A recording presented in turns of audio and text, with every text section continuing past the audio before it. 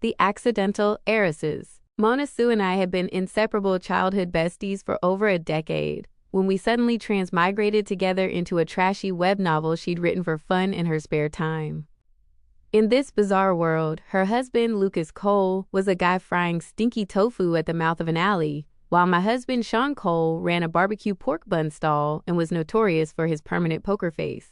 Spending my days waking up to the smell of grease and falling asleep to the rhythmic thud of a tofu cleaver was finally more than I could take. One late afternoon, as the jaundiced glow of the sunset hit our grimy plastic tables, I decided to go on strike.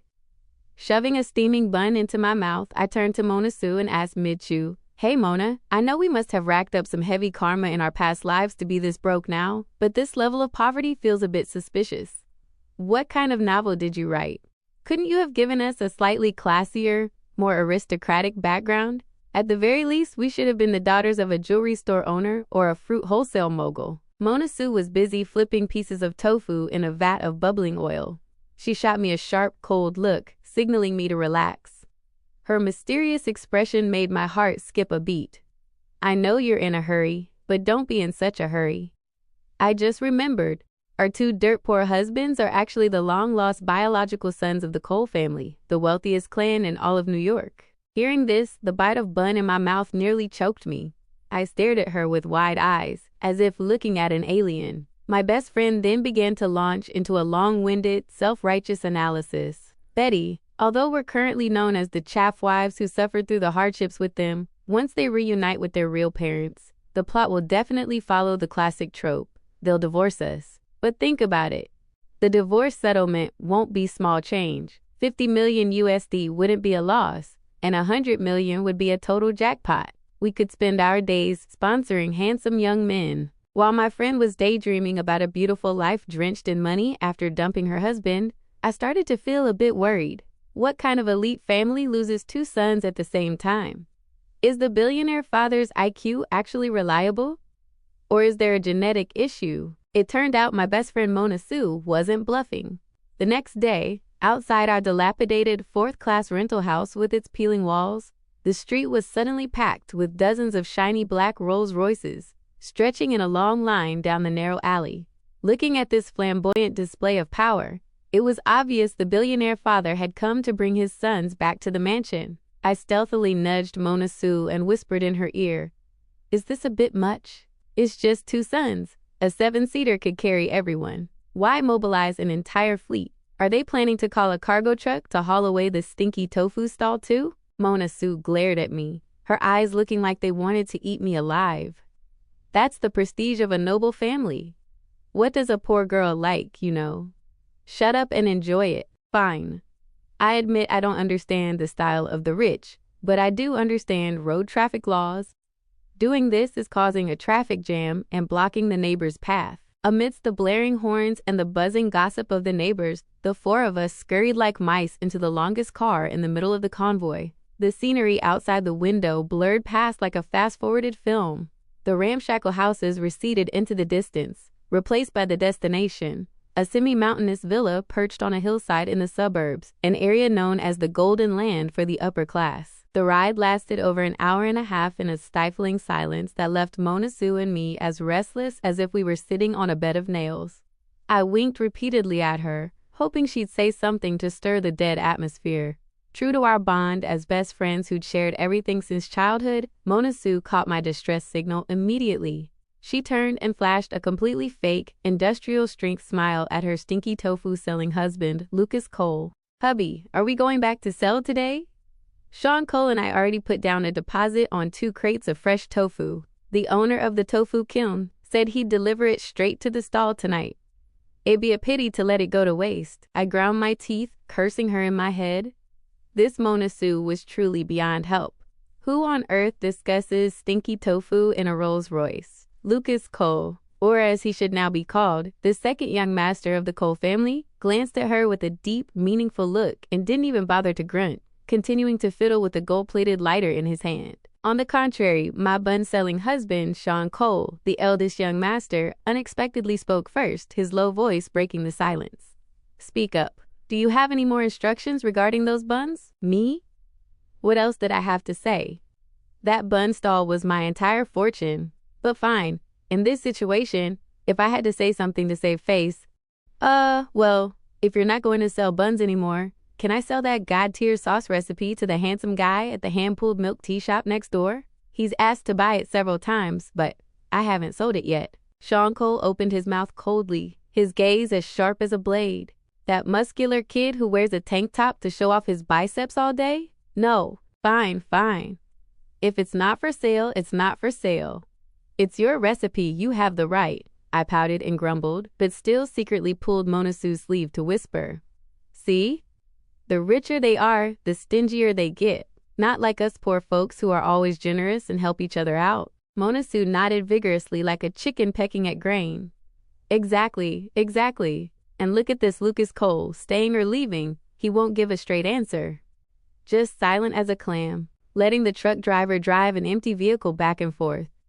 Poor guy. I chimed in immediately. Total facts. Your husband is perpetually sullen, not to mention mine isn't much better. I'm just afraid one day he'll suddenly let out a cack laugh like a horror movie villain and scare me to death. Before Mona Sue could nod in agreement, I suddenly felt the atmosphere in the car turn cold, sending a shiver down my spine. Looking up, I was met with the awkward, scrutinizing stares of the two Cole brothers watching us through the rearview mirror. Hey, would anyone believe me if I said I was just joking? I laughed awkwardly, cold sweat beginning to pour. Fortunately, just as the embarrassment reached its peak, the massive iron gates of the villa appeared before us, a literal lifesaver. The car stopped smoothly. Stepping out, a middle-aged couple stood at the door, impeccably dressed with an innate aura of luxury, presumably Master and Madam Cole. Mother Cole, upon seeing Sean and Lucas step out, rushed over to embrace them, tears streaming down her face as she trembled with emotion. My dear good sons, you've suffered so much out there for all these years. Quickly, let Mother look at you. Is there a single scratch on you? Ah, rich or poor, a mother's heart for her children is as vast as the Pacific Ocean. I was immersed in this tearful, touching reunion when a rather out-of-place voice broke the mood. What have you two been doing these past few months to get so tanned and smelling like old grease? As a mother, I only like fair-skinned, fresh-smelling sons, like the little fresh meat idols on TV. Good heavens. What? Was this mother's train of thought actually normal? Mona Sue and I looked at each other, mouths agape. Fortunately, Father Cole still had some of the sobriety of a successful businessman. He coughed once and led us into the house. This detached villa truly lived up to its reputation as the residence of New York's wealthiest family. 2 basement levels and 5 floors above ground, designed in a classic European style. Outside was a garden spanning thousands of square meters with all sorts of rare ornamental plants, plus a greenhouse growing Ryan roses that bloomed brilliantly year-round. Look at this. This is what you call a life, I thought, my eyes lighting up. Over there, the parents and children were weeping and recounting the past, while Mona Sue and I were like 2 country bumpkins in the city, eyes darting everywhere, touching this and feeling that. Right then, disaster struck. The magnificent crystal chandelier hanging high from the ceiling suddenly shook violently and fell. A dry thud echoed as the crystals and ornate tassels shattered, scattering across the floor as dust billowed. Before I could even react or scream, Sean Cole lunged forward like a gust of wind, pulling me into his arms and shielding me with his broad back. Did anything hit you? He asked, his voice full of worry, as his large hand rubbed my head to check for injuries. His warm hand slid down to the nape of my neck, making me shiver. My heart throbbed as I hurriedly pushed him away. No, nothing hit me. I'm fast at dodging skills. I turned to Mona Sue to check her status and breathed a sigh of relief. Good, Mona is fine too. Moreover, she was nestled quite peacefully and enjoyably against Lucas Cole's solid chest muscles. This girl really had all the luck, taking the chance to grope her husband in a life-or-death situation. Sean Cole's impatient and somewhat irritated voice rang in my ear. Mom, I told you a long time ago to throw out this piece of junk lamp, but you wouldn't listen. Look, it almost hit someone. What if there was a fatality? I was horrified and quickly grabbed the hem of his shirt behind his back, tugging it to signal him to shut up immediately. My God, the relationship between mother-in-law and daughter-in-law is already hard enough, and it's mostly caused by sons who talk nonsense and lack tact. Looking at this, it was clear Sean Cole was the blunt, low EQ type. completely unreliable when it came to diplomacy. Contrary to my fears, however, Mother Cole had an incredibly good temperament. Hearing her son's outburst, she didn't get angry at all. Instead, she laughed it off, saying, "This is a piece handmade by an expensive Italian designer. Now that he's old, his hands shake and his eyes are blurry, he can't make them anymore. That's why I couldn't bear to throw it away. Consider it an antique." Saying that, she stepped toward Mona Sue and me, her gaze gentle. "Betty Lynn and Mona Sue, right? You're both good, hard-working girls.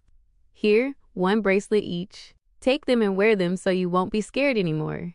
Consider it a meeting gift from Mother." Seeing the two emerald jade bracelets, green and clear as lake water and clearly top-tier pieces, Mona Sue and I both brightened up and shouted in unison, "Thank you, Mother. You are so generous, beautiful, and wonderful." After the dramatic introductions, Sean and I were settled on the 3rd floor by the butler, while Mona Sue and Lucas were banished to the 4th.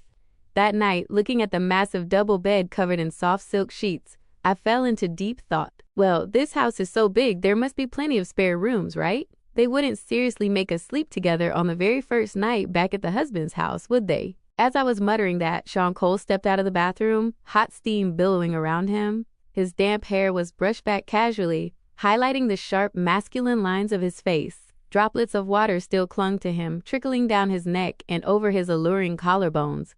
A black silk bathrobe hung loosely on his frame, the belt tied haphazardly. He raised an eyebrow at me, his gaze deep. "What are you muttering about?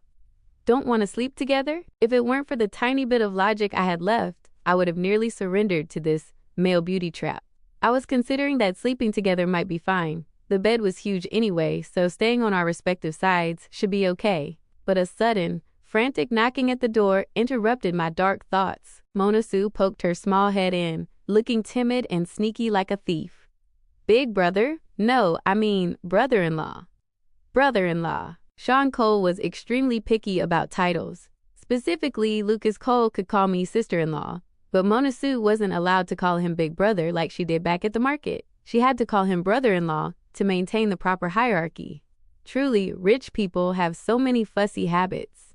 What a pain. Mona Sue used the right name and successfully gained entry. She squeezed in and grabbed my arm tightly. "Brother-in-law, I want to sleep with Betty for a bit tonight. This house is strange and I can't sleep." Sean Cole looked at her nonchalantly, then at me, and dropped a cold line. "Then I'll go." Seeing me clutching Mona Sue's arm like a lifeline, Sean Cole sighed, grabbed his pillow, and actually walked out. The moment he disappeared, Mona Sue quickly locked the door and even slid the security bolt. Then, she pulled me down onto the bed, looking at me with a gravity I'd never seen before. "Betty, something is wrong here. Extremely wrong." I blinked in confusion, chewing on a piece of apple, signaling her to continue. "What's wrong?" "I see a big house, good food, a kind mother-in-law, and a handsome husband." "Seems pretty solid to me." She shook her head wildly. "I don't think this is the shop temporarily closed, billionaire parents pick me up novel I wrote." "What?" I recalled in shock. Back then, after Mona Sue and I shared a plate of stir-fried wild mushrooms she'd picked in the park, we both passed out, foaming at the mouth. When we woke up, we were penniless in this strange world. After confirming that some iconic landmarks here were identical to her story, Mona Sue confidently declared we had transmigrated into her novel. She led me to find the two billionaire sons who were currently street vending, originally intending to use some tricks to cling to their thighs, but the thighs ended up finding us instead. The two brothers said the old neighborhood was about to be cleared and compensation would be split by household registration, so they asked if we wanted to enter into a fake marriage with them to get more money. Since it was a fake marriage and there was money to be split, we'd have been fools to refuse. From then on, Mona Sue and I lived a happy, carefree life in the snack street with the Cole brothers, waiting for the day our lives would change. Now that we'd finally escaped the market to enter the elite world, Mona Sue was saying we'd transmigrated into the wrong story. Don't tell me it's one of those sadistic love records of a reborn heiress tearjerkers. I don't want to die again. I haven't even had time to enjoy myself yet. I shouted in a panic. Mona Sue swallowed hard, her face pale as she told me. The story I wrote was a comedic satisfaction novel for men. The plot was basically two brothers kidnapped as kids, lost their memories, and relied on each other selling street food. but the neighbors bullied them, and the small vendors boycotted them. Until their real parents found them, they rose to the top in one step, returned to take brutal revenge on those who bullied them, then built a commercial empire with beautiful women surrounding them, a massive harem. Basically, a classic male fantasy power trip. After hearing Mona Sue's account, I was completely speechless, wanting to bang my head against a pillow. Really? You only just realized something was wrong? And what's this about neighbors bullying and vendors boycotting? Do you have amnesia? I grabbed Mona Sue's shoulders and shook her. What about the braised pork and sweet and sour ribs the neighbor auntie brought you every weekend?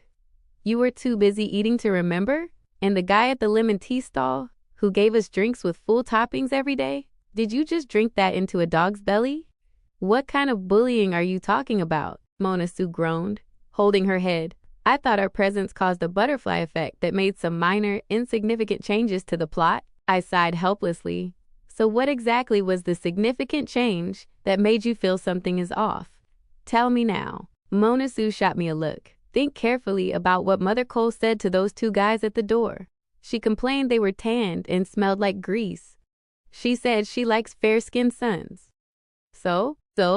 She's the mother. She can say whatever she wants. I still didn't quite get it. And another thing, when the chandelier fell, what did your husband say? He said he told his mom to change that lamp a long time ago, but she wouldn't. That means he knows that lamp. He remembers everything. Betty, our two husbands didn't lose their memories at all. They knew exactly who they were.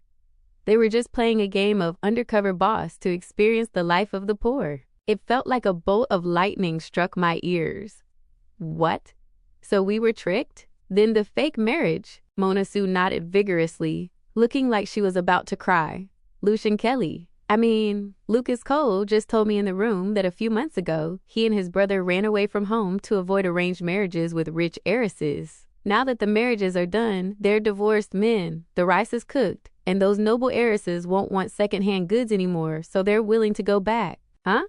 What on earth? How can the plot development be so sloppy and illogical? I yelled.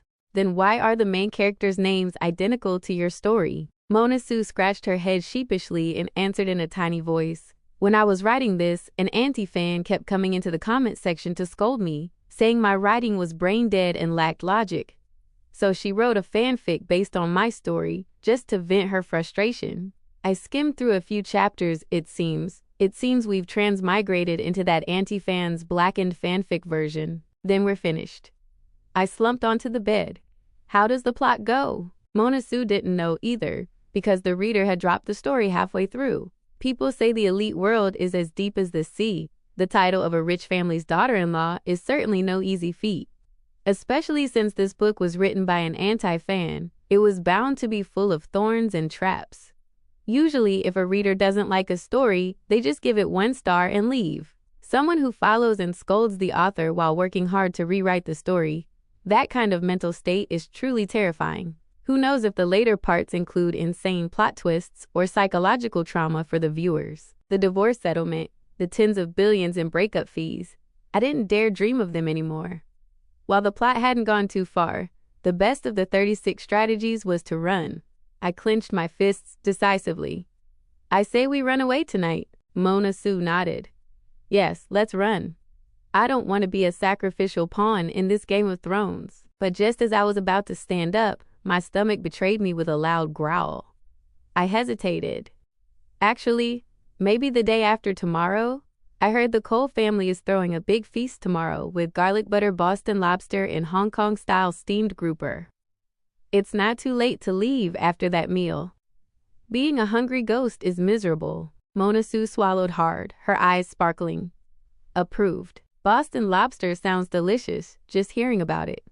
But Betty, can someone please tell me why a meal in an elite family can't stay peaceful for even a second? And as expected, the lobster feast the next day wasn't just a meal. In the middle of the luxurious banquet, under glowing lights and with red wine swirling, Sean Cole's eldest uncle, a man with a face full of schemes, arrived. He didn't come alone. He brought 2 radiant blossoms with him. One was a girl in a pure white dress like a jasmine white, looking innocent and guilt-free, and the other wore a fiery red dress like a Ryan rose, her gaze sharp and provocative. Jasmine White sat next to Sean Cole, while Ryan Rose pressed close to Lucas Cole. Mona Sue and I looked at each other and shared a secret smirk, winking meaningfully.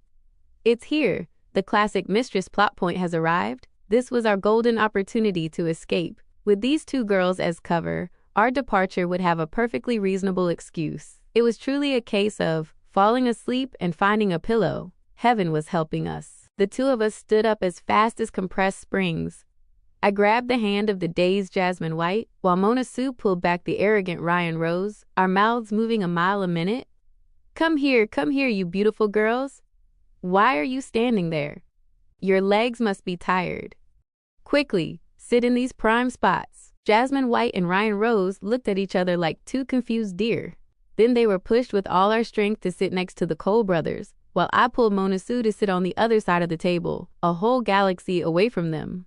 I leaned in close to my best friend's ear and whispered with a calculating look. This corner is strategic. We dodged their stray bullets and we're closer to the garlic butter lobster. We can grab as much as we want later. Mona Sue nodded in agreement, her eyes glued to the table. Exactly. That steamed grouper is closer to you. Remember to grab me the cheek meat later. That part is the firmest and sweetest. The two of us acted as if there was no one else there, ignoring the storm of the outside world, heads down and eating happily. The clinking of knives and forks was music to our ears.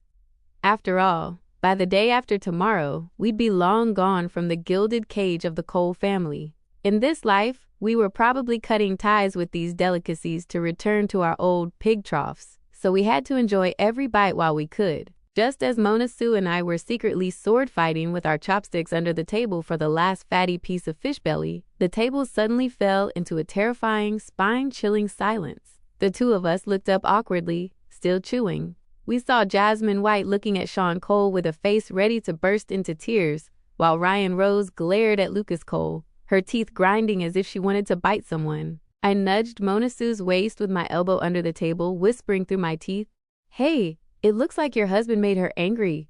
With that scowl, something is about to go down." Mona Sue took advantage of my distraction to snatch the last piece of fish into her bowl before replying, "Your husband is the one." Look, that Jasmine White girl is already sobbing. The unsettling presence of Jasmine White and Ryan Rose forced Mona Sue and me to put our heads together and change tactics immediately after the meal. We thought about it carefully. Quietly running away in the middle of the night would be a bit abrupt and disrespectful to our hosts. Plus, I'd once read a sadistic love novel where a daughter-in-law ran away 99 times and still couldn't escape the overbearing CEO, and every time she was caught, she was treated miserably. With our limited IQ and negative financial capacity, I feared our ending wouldn't be much better. We might even be caught and locked in a golden cage. Therefore, we planned to lay our cards on the table and demand a civilized, straightforward divorce. That way, the two of us would completely sever legal ties with the Cole family and walk out the door with our heads held high. Whatever happened to this mangled novel, who loved whom or who hated whom, would have nothing to do with us anymore. Master and Madam Cole seemed kind and virtuous, even practicing vegetarians. Surely they weren't the type of unscrupulous merchants who ignored logic and the law. They would surely support freedom of marriage and respect their children's decisions.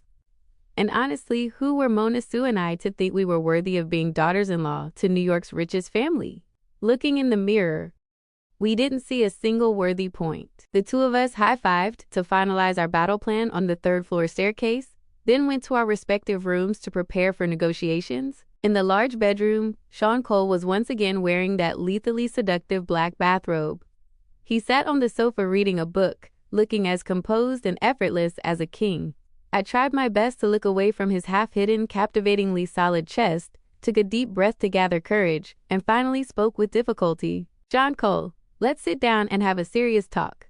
When are we going to handle the divorce procedures?" Sean Cole closed his book, crossed his arms, and leaned back. His robe shifted, revealing a large section of his toned abs. He smirked coldly. "Divorce? Why do you want a divorce now?" I kept my head down, staring at the carpet, not daring to look into his eyes, which were deep as black holes. I weighed my words carefully. Even though you're grown up and independent and don't necessarily have to listen to your parents, they're successful in business and have a long-term vision. You should still listen to your elders a bit. Today, that beautiful Jasmine White was sitting next to you. I think you two make a great, well-matched couple. As for me, I'm just, Sean Cole suddenly stood up and rudely cut me off. Listen to my elders? You mean you want me to be a good boy? I nodded vigorously. Right. Filial piety comes first. Sean Cole, you should listen to your mother. He approached me step by step. His imposing aura forced me to retreat toward the bed. Fine. If you want me to listen to my mother so badly, my mother said the two of us should have a child to carry on the family line as soon as possible. I stared at him, wide-eyed, stammering. What? Sean Cole smiled wickedly, leaning his face close to mine. Originally, I thought it was a bit early and wanted to let you play for a few more years. But since you've put it that way, and you want me to fulfill my filial duty, let's start right now. I had a hard time using all my strength to stop Sean Cole's advances, then spent the rest of the night clutching my pillow and staying awake until dawn, not daring to close my eyes for even a second for fear he would actually listen to his mother. At the crack of dawn, before the roosters could even crow, Mona Sue and I reunited in a corner of the back garden. Good. She looked just as pathetic as I did, sporting two massive dark circles under her eyes like a panda. I asked hopefully, failure? Mona Sue nodded, her face full of resentment. Lucas Cole is truly ambitious. He's not as simple as he looks. You know what? The Cole family has a $3 billion trust fund set aside specifically for the firstborn grandson. He said he won't divorce. He's been stepped on by his brother and forced to be the little brother for years, so he can't let his kid lose at the starting line too. He wants his child to be the heir. Mona Sue became more frightened as she spoke, clutching my hand and trembling. Betty, we can't wait anymore. Let's run. Run right now. Indeed, at first, it was clearly a fake marriage with a proper contract, and now both of them were suddenly demanding to breed like pigs. It sounded so easy coming from them. It's not like you men are the ones giving birth and knowing the pain. I nodded in agreement. Exactly. If we don't go now, I'm afraid we'll soon be stuck in the CEO's pregnant runaway wife plot. Let's run today before things get worse. Truly, the most dangerous place is the safest. While everyone in the house was out or busy in their offices, Mona Sue and I didn't hesitate. Each of us slung a small backpack over our shoulders, stuffed with a few old clothes, and walked out the main gate under the bright sun. Mrs. Watson, the housekeeper, was sweeping the yard. Seeing us in activewear, she greeted us warmly. Eldest young mistress, second young mistress, are you going for your morning exercise? Such a great athletic spirit. Mona Sue and I replied in unison with forced smiles. Yes, that's right. We're just going for a jog to stay healthy, Auntie. Oh, be careful out there. Mrs. Watson smiled kindly. HMPH. If I'd known it was this easy, we wouldn't have spent all night worrying. We hopped through 4 bus transfers, changing vehicles constantly to lose any tail, riding straight to the next city 100 kilometers away. That night, lying on a large bed in a budget hotel, the two of us put our heads together to calculate the small amount of cash we had left. Those 2 jade bracelets Mother Cole gave us, we didn't dare bring them for fear of being accused of theft. Sean and Lucas were fickle and unpredictable. If they reported us to the police for theft and running away, we'd be guilty even if innocent. Even jumping into the Mississippi River wouldn't wash away that crime. We'd be rotting in jail. I emptied all my pockets and counted. I have exactly $568.20, enough for instant noodles for a month. What about you? Mona Sue turned her empty wallet upside down. $349.68.08. If we round up, we have roughly $1,000 to survive on for a few days. I stared at the ceiling and sighed. Oh Lord, I, Betty Lynn, before transmigrating wasn't rich, but at least I had a stable office job, a steady salary, and didn't have to worry about tomorrow's meal. Why have I fallen so low, wandering in a foreign land with an empty stomach? Suddenly, a crazy plan popped into my head. I jumped up and patted Mona Sue's shoulder. Mona, you think if we eat another meal of stir-fried mushrooms, just like that fateful day, we might go back to our old world? Fighting poison with poison, maybe it'll work. Hearing this, Mona Sue's eyes lit up like car headlights. Mistress, you have a point. Last time, those mushrooms were picked from a park near our house.